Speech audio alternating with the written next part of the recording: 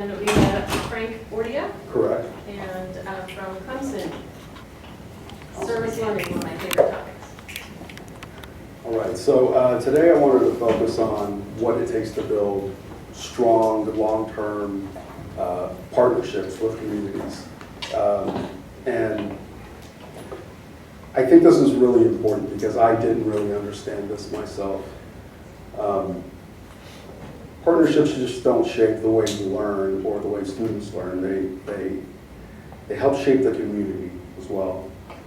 And essential to my argument today is if service learning is going to fulfill its promise in preservation education, we must move beyond the short-term charity work. And what I mean by short-term charity work is with most of the people that we've worked with in these communities, they think that the work that we provide them, depending on how long it goes, is like charity work. They feel like we're doing them a favor, which we want to move away from. But we should work towards a more sustainable, equitable, and community-driven model. Okay, so today I'll go over background and introduction, what the literature tells us, some case studies, proposed accountability framework, and conclusion. I will also say I don't have all the answers. Not all programs are the same, but I think this is a model that we could perhaps try to follow. So and this is open to everyone, but what happens after the semester ends or when a project no longer has student involvement that's working with the community? Have we ever thought about that? And what happens to that community? Surely that community has more than one historic resource, right? But when we stop, typically the project stops. When I first thought about this question, it happened my first semester at Clemson, which was last year, fall of 2024. It was the second time that this incident happened that I thought about the first time, which made me think about every other project that I've worked with communities. The first time was with a fellow colleague, an architecture faculty, instructing two students in an independent study. It was about, the building was a church, probably about 20 miles west of Charleston. And it was a historically black church with a dwindling congregation. The building was constructed in the 1950s. Nothing home to write about. I wouldn't put it under criterion C or anything.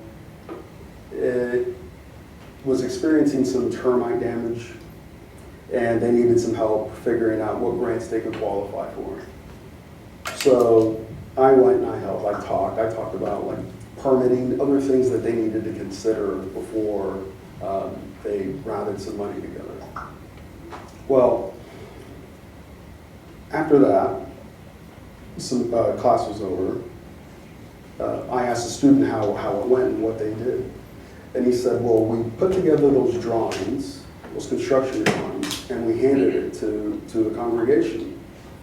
And I said, and what's next? And then he said, well, you know, those drawings get them closer to helping complete their project. The second time that it happened was after a presentation. First year students in a course called IDC, which is kind of like a studio where students learn all the technical stuff, how to measure drawings, understanding how to read buildings. And at the end of the presentation, I suspect it's because of the way I look. It's an elderly couple. Again, this structure they were working on was a historically black congregation. They asked me what was next. And genuinely, I did not know what was next. That was my first semester. I didn't teach that course.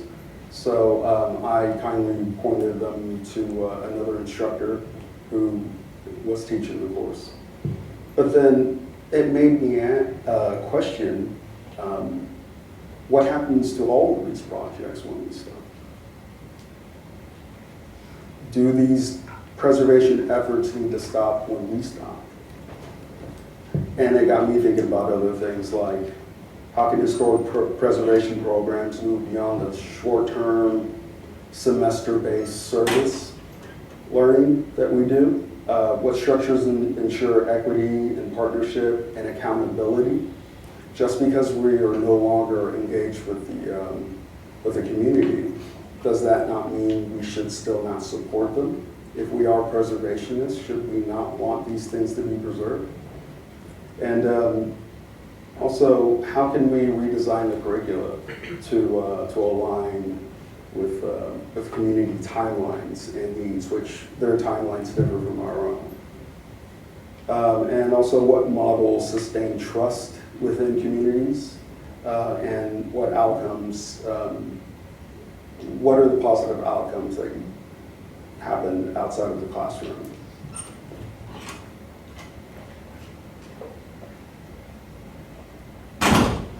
Before I continue, I want to say language matters when we talk about these things. I've said this before, but I am not African American, I'm black. I was born in Nigeria. I know a couple of y'all were like, what? But I was born in Nigeria and I came here when I was 4. And unfortunately, I don't get to choose what my culture is. People just assume just because of the color of my skin. And in preservation, I've done some work, some social justice type of work, rewriting national nominations, doing some amendments. And I've always felt like a fraud because I don't have that generational trauma that most of the people who I work with in these communities in and around Charleston have. But it's just realizing that all of this history is American history, and I'm American now, so I guess it's my history. So, but the language around people that we work with are always negative. They're always referred to as poor, described as under-resourced. And what that does, unfortunately, is that it flattens the reality of who these people really are. And it erases the richness that their culture has. And the truth is, they do have a lot of resources. They just don't look like the resources that Clemson University has or Milwaukee has, for that matter. But there is culture. There is a lot of power there. They have history. They've got elders' knowledge and a lived experience that none of us have ever experienced. And they have good local leadership. And they shouldn't be seen as places of deficits. And, I mean, besides, these people form their own communities as freedmen, self-sustained, and that speaks a lot to them about their resilience.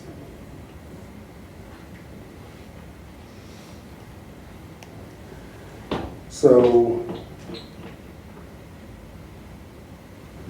something else that I've experienced teaching is how we talk about the communities we work with.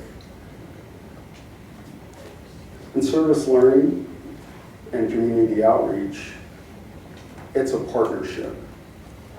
Most students, and it was perhaps the way they were taught, or because they weren't taught otherwise, see these relationships, these partnerships, more like a client beneficiary relationship. They are not clients, and they're not just benefiting from whatever work that we're providing the community. They're equal. They should be co-designing. They should be in the room with us while we plan. These communities often tell us that the work is done for them and it's dictated to them. They're not involved in the planning process, which is really unfortunate. On top of that, and because of the history, as we all know, most people in colleges of architecture, and especially in historic preservation programs, don't look a lot like me, right? And so the people in the rooms helping these communities, working with them, I can understand why there is some resentment when it seems like students are telling them what they need, right? People know what they don't have. It's also bad whenever people tell you what you need in your own community.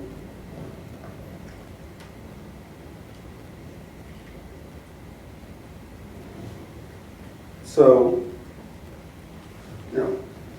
growing up from grade school, I always loved the classes where we went out and we went to the planetarium, went to the botanical garden, went to the museum, and we got to see those things in person that we saw in the books or on the chalkboard. And if you add another layer to that, in graduate school, I always struggled with how buildings assemble in my construction class. It's kind of like baseball or golf. It's not natural for some people. And even looking at the Ching books, it wasn't any clearer to me. But it was when we went to these sites, these construction sites, and we were seeing how these things join. And also when we went to a historic location and there was some exposed brick, we saw how they joined. We came back to the classroom, we drew those sections, and then we made models. And that reinforced that understanding of how these things assemble. And applied learning in a community is service learning. We know it builds great skills,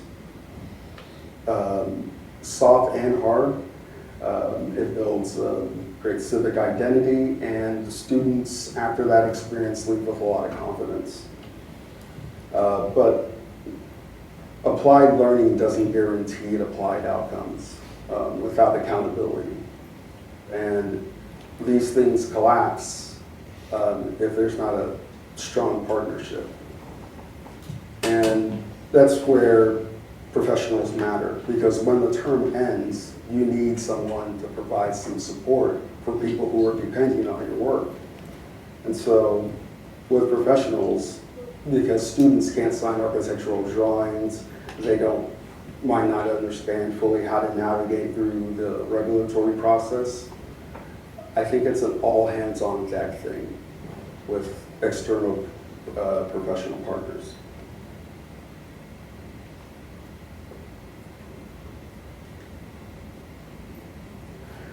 So, of course, I thought about this. There are some challenges with the time. And a typical semester is about 16 weeks, but communities don't work off of a calendar like we do, an academic calendar. They go off of preservation needs, and they always see things as far as like, what is the long-term vision? And so it's rare that the clocks do align. And some preservation projects might take years, but the classroom may end in December or May, and as a result, the students get their needs met, but the work is left unfinished most of the time for the community. And sometimes that unfinished work leads to unfinished trust.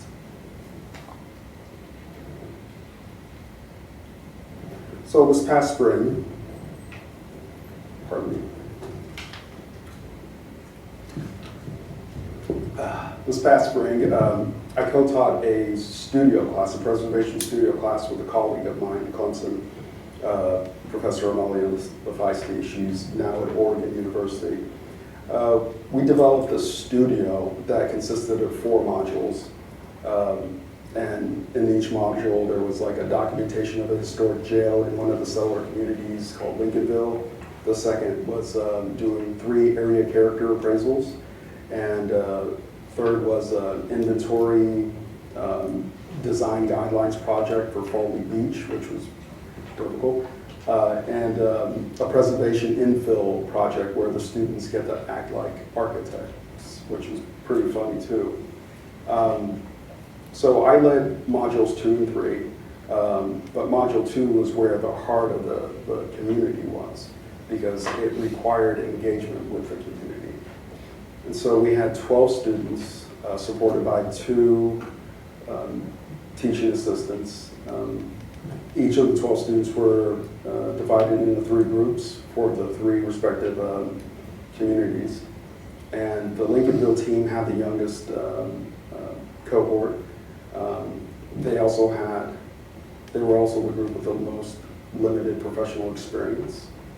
And the rest had professional experience. And it did make a difference in shaping the project outcomes and also some responses. But the course was built around those modules, and in Lincolnville in particular, things were a little different.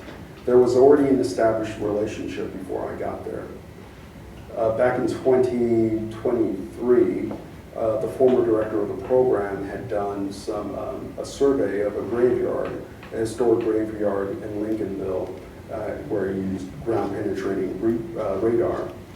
That relationship was maintained, and that's why we did that documentation, a building assessment of the historic jail in the city. And that second module, module 2, the one that I led, that's when we did the area character appraisals.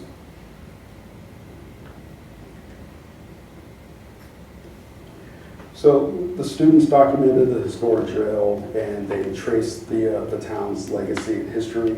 Later, like I said, they created those area character appraisals, and I guess I should mention this. Area character appraisals are kind of like surveys that assess all the historic, architectural, natural character of a defined area.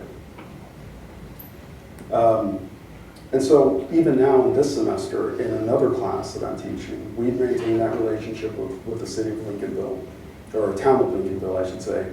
And we're helping them write a preservation ordinance because they're lacking one. And they've received they've received support from the greater community because of the connections that we've made and that we have maintained. Get a little look here. Okay. So, yes. So, yeah, Lincolnville went through all this process, and through all these projects, we stayed in the community and we built a relationship. And so that was several semesters worth of contact. The other community was Hamlin Beach, another settlement community. One of the issues they're running with or experiencing is just a rapid change of character in their neighborhood. So this community had a strong area character appraisal document, cultural mapping of Sweetgrass, and unfortunately, where they were lacking was the external partners, or they were lacking the funding and the technical skills, but they did have help from an external partner. Next, and the last group was Red Top. This was the most interesting of the 3. It was the furthest away. Students documented Rosenwald School, and their ACA sharpened the community's advocacy, but without the professional community and technical steps, they kind of sputtered out. And it's important to note that when that relationship breaks, it costs the community money and time, and they feel like they've wasted time based on responses.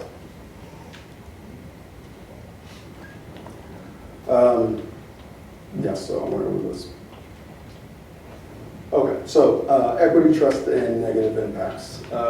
So when that communication breaks down, like I said, and when the projects just end, the community feels like they lose trust in you. And there is some resentment there, regardless of whatever deliverable that you provide. So after the ACAs over the summer, I conducted some semi-structured interviews and some surveys with both the community and some students. The 9 members of the community, 5 responded, but from all 3 Southern communities. And out of the 12 students, only 5 participated. 2 interviews were given to 2 students at the same time. One of the comments that a student made also was, we wanted to do more, but when the summer ended, it felt like we were leaving the community behind. Another student said, we don't want to play the role of white savior. We want accountability structure defined in the community. And it goes both ways. It's not just coming from the community, but it's also coming from the students that feel like we should be doing more within the communities, and we have no time to reflect and to help them out with all the other things that they need because we're on to the next project that demands all our attention. Okay. So then the community versus the student concerns. When we put these in perspective, they kind of overlap.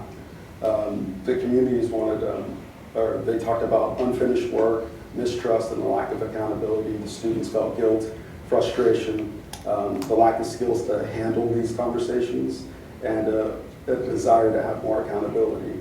But both call for continuity, and both call for accountability, and both call for sustainability of that relationship. And when both sides are saying the same thing, it's time that we all listen about how we structure some of these courses. And so again, with Lincolnville, it was so positive. The responses were so positive, and they're doing so much in preserving buildings because we've been able to establish the relationship that we haven't been with the others. And Dr. Vanessa Sill, she's the president of the foundation and the Historic Society in Lincolnville. She's winning awards right and left. This past Wednesday, she received an award, the Case Sterling Conservation Award was given in Columbia in South Carolina. She invited students to attend, and the relationship is strong. So recommendations. I think it's possible that we have multi-year project cycles. We need to, at the very beginning, introduce some external professional partners to the community. So if and when we have to leave or the semester is over, they still have some support with the external partners. I think practical training and understanding how to engage with communities that look differently, I think is quite important from my experience. Community-defined accountability that needs to be done, and institutional stewardship. We are preservationists. It doesn't set a good example when we just leave, and the students from this survey and interview notice that as well. So, like I said, this might not work for every single institution in the way every institution is set up, but I think considering long-sustained support and maintaining a good, healthy, long-term partnership with the community and stretching that partnership and courses and projects over a long period of time will help maintain that relationship and reduce these thoughts of resentment and mistrust. And yes, questions?